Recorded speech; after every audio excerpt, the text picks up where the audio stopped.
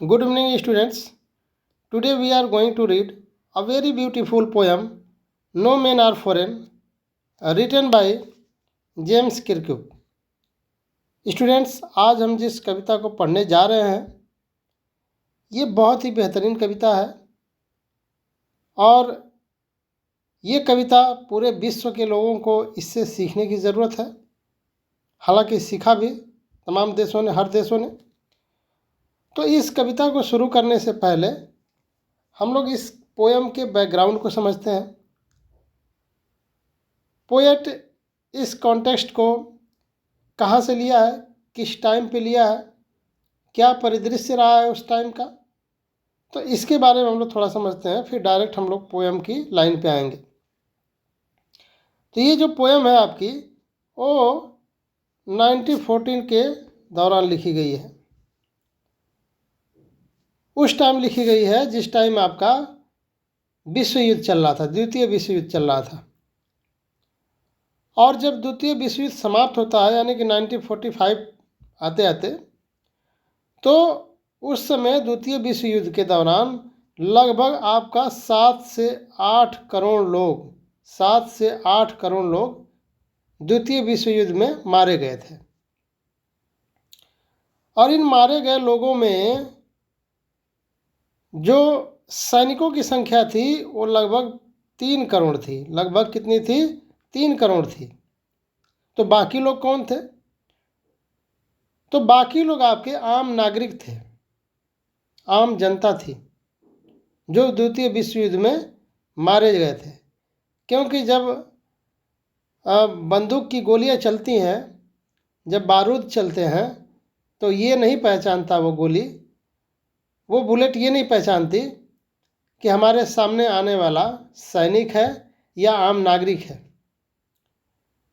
वह छोटा बच्चा है, मासूम बच्चा है या बुजुर्ग है, वह महिला है या पुरुष है, वो कुछ नहीं पहचानती. उसके सामने जो आएगा वो उसको अपना निशाना बनाएगी.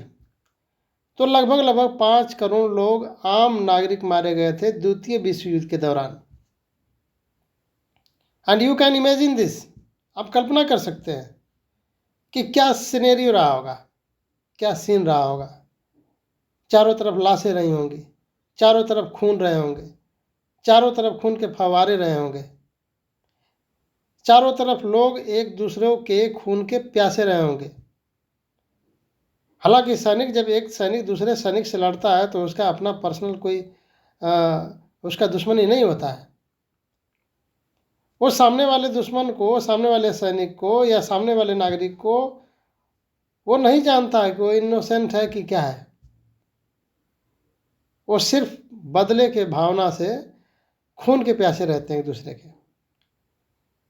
तो कभी ये कल्पना करना चाहता है कि क्या ये जो द्वितीय विश्व युद्ध के दौरान जो एक लोग दूसरे के खून के प्यासे बने हैं, तो इससे क्या हासिल होने वाला है, इससे हम क्या पा जाएंगे. सरहदें जरूर हम जीत सकते हैं, सरहदें हम जरूर बंदूक और बारूद के बल पे हम जरूर जीत सकते हैं, लेकिन हम दिल नहीं जीत सकते. ठीक है, सरहदें तो बहुत जीती हमने बंदूकों के बल पे या हथियारों के बल पे, लेकिन अगर किसी का दिल जीते तो और बात हो. तो अगर हमें जीतना है तो क्या वो हथियार की ही ज़रूरत है? क्या ऐसा नहीं हो सकता कि हम दूसरे देश को, अपने सामने वाले देश को हम प्यार से जीते? ऐसी कल्पना इस पोएट ने करी है. तो आइए, ज़्यादा वीडियो को लंबा नहीं करना चाहेंगे वरना बहुत कुछ इस पे कहा जा सकता है. तो आइए हम लोग डायरेक्ट चलते हैं अपनी पोएम की लाइन पे. हम इंट्रोडक्शन नहीं पढ़ेंगे, हम अबाउट पोएट भी नहीं पढ़ रहे हैं, डायरेक्ट हम लोग आ रहे हैं पोएम पे ताकि कम समय में अपनी बात को रखी जा सके.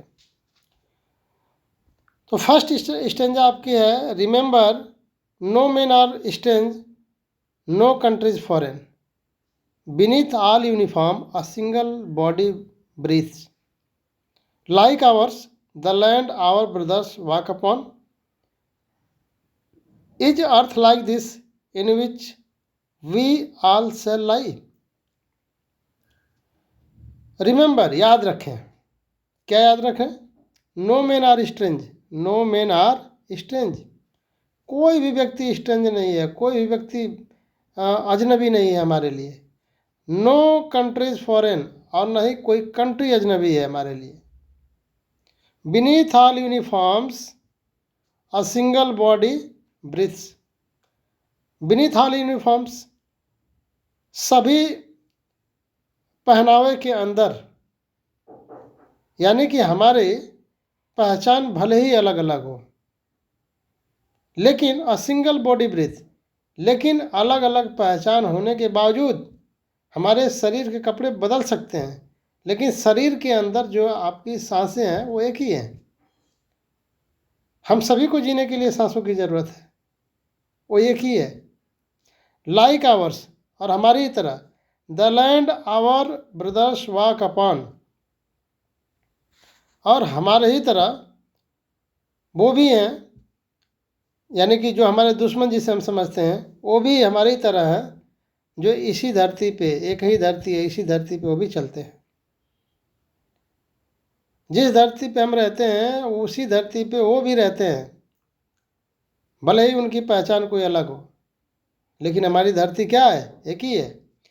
Is earth like this in which we all shall lie, और ये धरती एक ही है जिसमें वी शैल लाई, हम मरने के बाद इसी धरती में दफन हो जाएंगे, और जिस धरती में हम दफन होंगे वो धरती भी एक ही है. चाहे वो दुश्मन हो, दुश्मन की बॉडी हो, वो इसी मिट्टी में दफन होंगे. तो ये पोएट कहना चाह रहा है कि तमाम, भले ही हमारी सरहदें अलग हो, हमारी पहचान अलग हो, हमारे कपड़े पहनावे अलग हो, हमारी भाषा अलग हो, रंग ढंग अलग हो, रहन सहन अलग हो, बावजूद इसके कि हम क्या हैं? मानव है. हम एक हैं on the basis of humanity, मानवता के आधार पे, मानव जाति के आधार पे हम तो एक ही हैं. तो हम क्यों हम एक दूसरे के खून के प्यासे हो जा रहे हैं? क्या इसे हम प्यार से नहीं जीत सकते हैं सरहदों को? या सरहद के उस पार जो लोग हैं प्यार से भी तो रह सकते हैं. तो ये आपकी फर्स्ट स्टेंजा है. आइए हम लोग सेकेंड स्टेंजा पे चलते हैं. सेकेंड स्टेंजा आपकी है,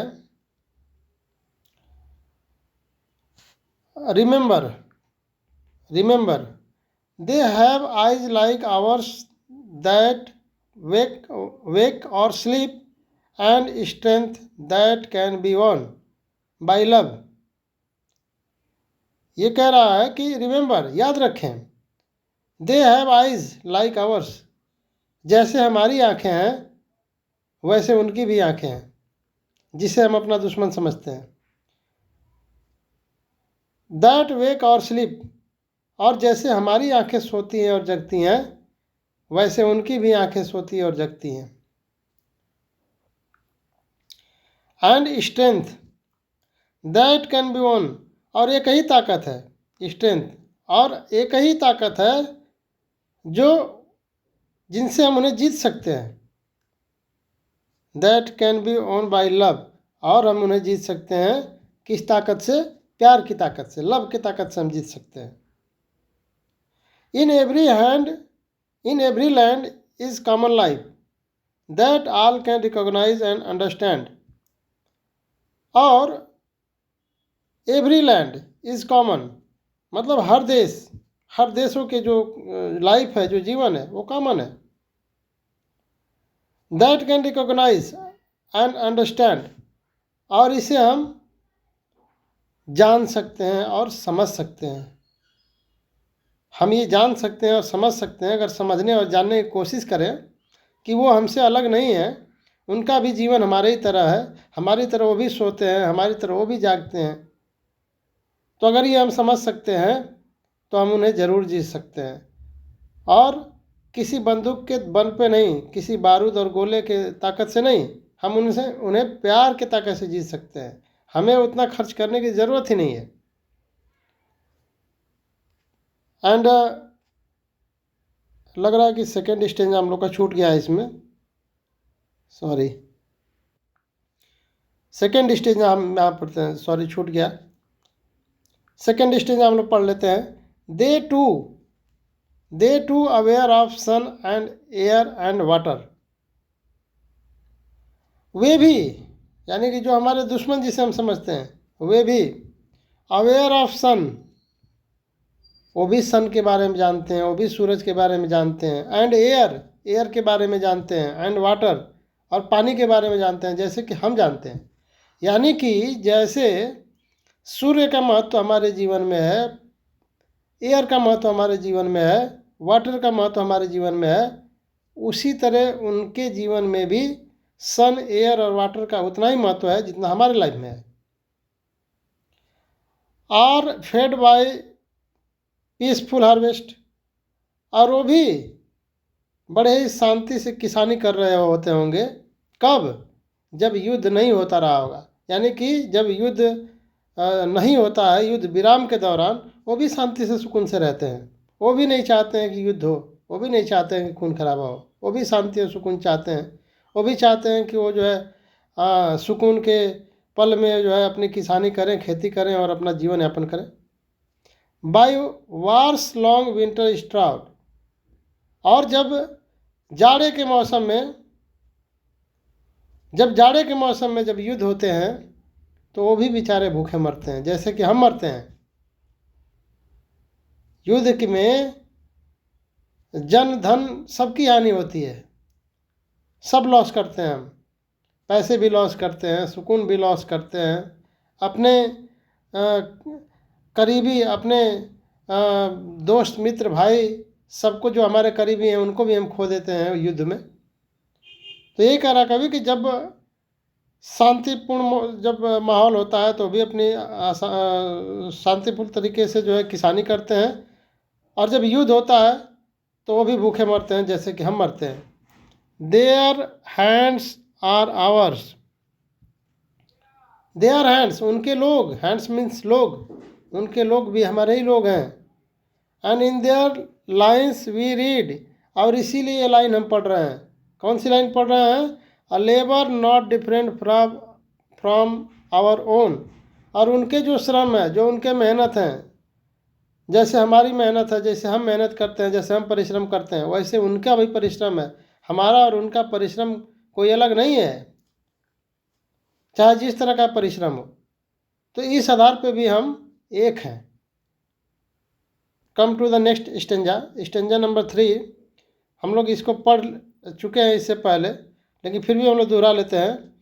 remember they have eyes like ours that awake और स्लीप, और जैसे याद रखें कि जैसे हम सोते और जागते हैं वैसे वो भी सोते और जागते हैं।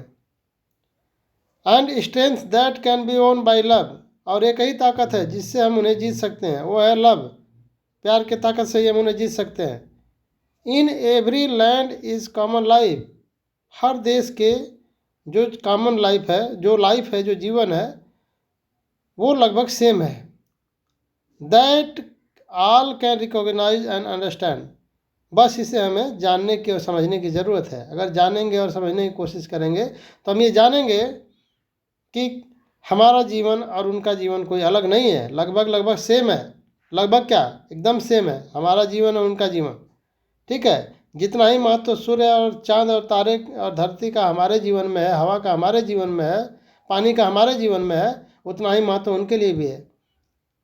जिस मिट्टी में हम दफन होते हैं उसी मिट्टी में वो भी दफन होते हैं।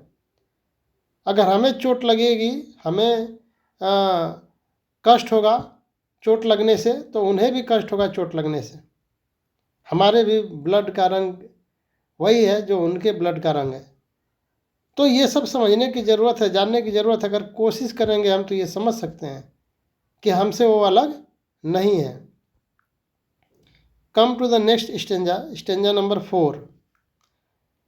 Let's us remember whenever we are told to hate our brothers, it is ourselves that we shall disposes, betray, condemn, remember, we who take arms against each other.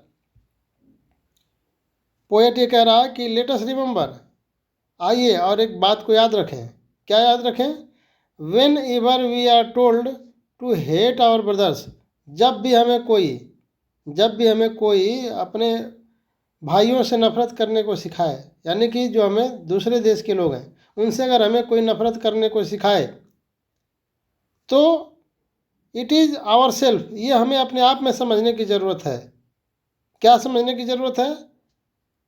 That we all disposes, अगर हमें कोई नफरत करने को सिखाता है और हम नफरत करते हैं तो हमें ये समझने की ज़रूरत है कि हम अपने आप को, डिस्पोजेज मीन्स वंचित करते हैं, बिट्रे मीन्स धोखा देते हैं अपने आप को, कंडेम मतलब निंदा करते हैं अपनी.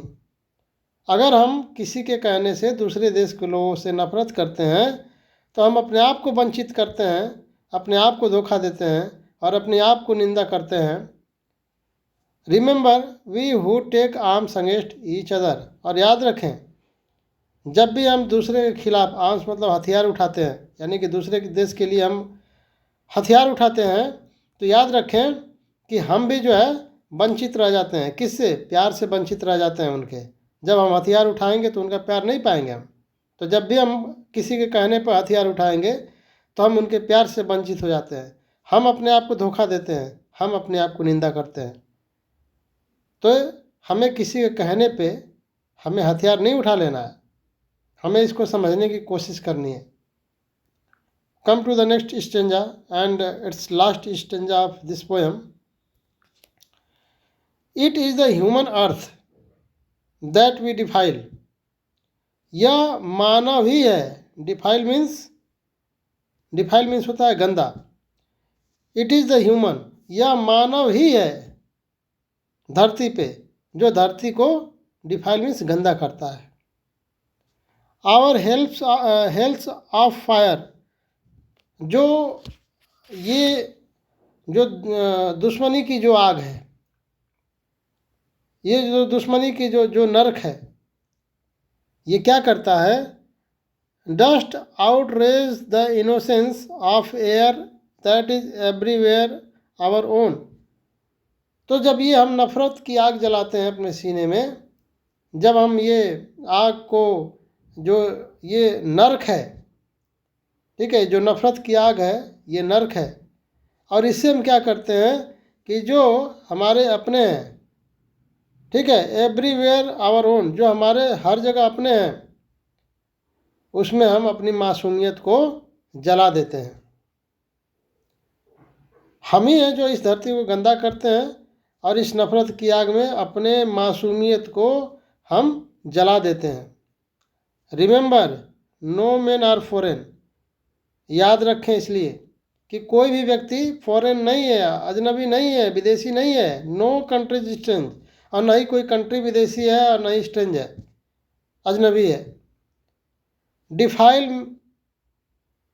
डिफाइल सॉरी, ये तो यहीं पोएम आपका फिनिश होता है. ये तो डिफाइल का मीनिंग दे दिया यहाँ से, तो ये आपका पोएम यहाँ पे फिनिश हो जाती है. तो कंक्लूजन के तौर पे हमें ये समझना है कि हमें किसी रंग के आधार पे, किसी भेद के क्षेत्र के आधार पे, किसी सरहद के आधार पे, किसी भाषा के आधार पे हमें दुश्मन नहीं बनाना है, हमें दुश्मनी नहीं करनी है. उससे हमारा फ़ायदा नहीं होने वाला है.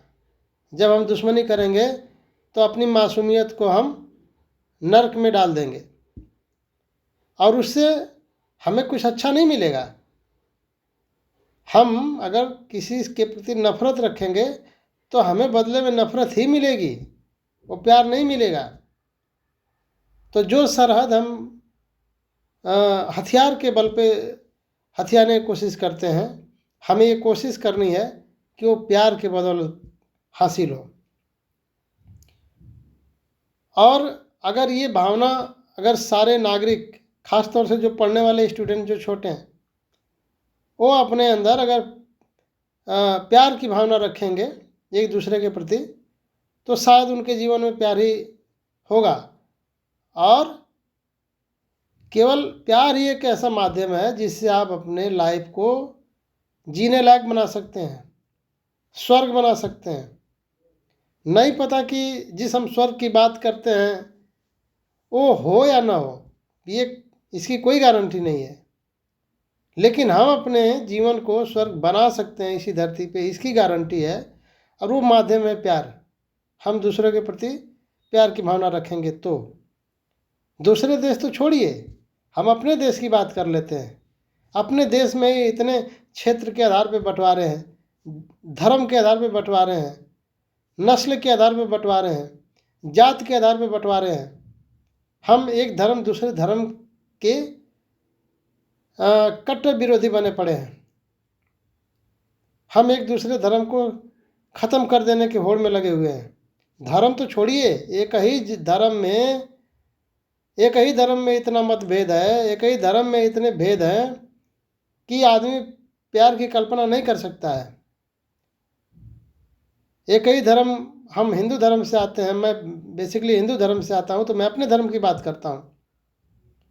हमारे ही धर्म में इतने जातियों में लोग बटे हुए हैं और उन जातियों में इतनी क्रमिक असमानता पड़ी है कि एक जात समझती है कि हम उस जात से ऊंचे हैं, वो समझती है कि हम उस जात से ऊंचे हैं, वो जात समझती है कि हम उस जात से ऊंचे हैं। बस बड़े बनने के चक्कर में, ऊंचे बनने के चक्कर में हम अपने ही धर्म के, दूसरे धर्म देश तो छोड़िए, हम अपने ही धर्म के अपने ही भाइयों से नफरत करते हैं। और हालांकि ये कविता तो हमें धर्म और जाति और क्षेत्र संप्रदाय से ऊपर उठ के सिखाती है, पूरे विश्व को एक करने की कोशिश कर रही है कविता। तो हमारे देश में तो, हमारे धर्मों में इतनी गंदगियाँ, कुछ चालाक टाइप के लोग, धूर्त टाइप के लोग, मैं ये बड़े विश्वास से कह पा रहा हूँ इस बात को कि बड़े चालाक किस्म के लोग लोगों को जातियों में, धर्मों में बांट के नफरत की खेती करते हैं। और अगर गौर करें हम तो हमें प्यार से जीवन जीने के लिए ही समय कम पड़ जाएगा, नफरत के लिए कहाँ इसमें जगह बचती है। लेकिन हम बचपन से हमारे जेहन में, हमारे दिमाग में इतनी भेद भर दिए जाते हैं, जाति के आधार पे, धर्म के आधार पे, नस्ल के आधार पे, संप्रदाय के आधार पे, एक दूसरे के इतने कट्टर विरोधी बन जाते हैं कि हम अपने जीवन में प्यार को स्पेस नहीं दे पाते हैं, जगह नहीं दे पाते हैं, ये जानते हुए भी कि हम मरने के बाद इसी ज़मीन में, इसी मिट्टी में दफन हो जाएंगे, कुछ नहीं लेके जाएंगे। लेकिन फिर भी होड़ लगी हुई है एक दूसरे को समाप्त करने की, एक दूसरे से नफरत करने की, चाहे वो आधार धर्म का हो, जाति का हो, चाहे जो भी हो। तो लास्ट में फिर वही अपनी लाइन दोहराएंगे कि सरहद के बजाय, गोली और बारूद के बल पे सरहद को जीतने के बजाय हम अगर प्यार से जीते सरहद को और सरहद के लोगों को, तो यही स्वर्ग है। इसी धरती पे स्वर्ग हमें मिलेगा, कहीं और उसको कल्पना करने की कोई ज़रूरत नहीं है। तो ये कविता हमें बहुत कुछ सिखाती है, बहुत कुछ समझाती है। तो हमें इस कविता से बहुत कुछ समझने की ज़रूरत है, बहुत कुछ सीखने की ज़रूरत है। तो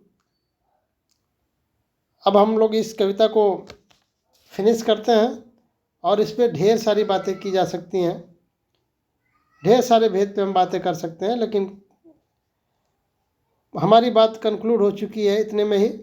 सो हम इस लेक्चर को कंक्लूड करते हैं। Thanks to all of you. Good night.